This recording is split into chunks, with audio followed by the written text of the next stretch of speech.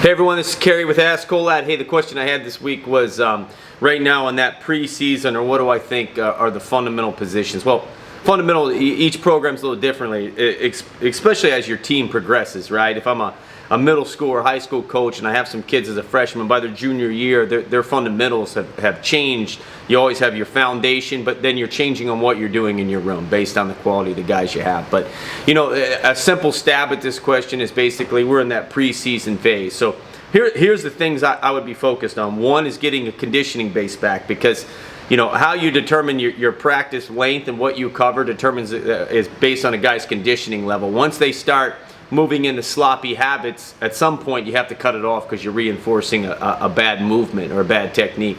So I'd be looking at my stance and motion and my conditioning base. When it comes to your feet, I'll be looking at my single, double, and high C, and 3 to 4 solid finishes out of each of those. We all know a crackdown can, a high crotch can get very technical and start running into crackdown positions. You're not going to start that right away in the preseason phase. The single leg can start to get a little more technical, and your double is more or less a build up and defending against a sprawl. So that's where I would start. And then on top and bottom, which is, I actually have a clinic that I'll be doing here in a few weeks, and that's what coaches want, is how to teach top and bottom and what are some good drills to get their motion up. And I have a lot of drills that I do in that area, but riding skills is the first place I start. Returning a guy, the variety of ways to return a guy, how to get chest pressure, how to get a guy flat, how to tie up a wrist. That's how I look at riding skills. And then on the bottom, you know, it always comes back to that hip heist position. Defending what the top man is doing in terms of pressure. If he's going one way, I'm going the other to hold my base.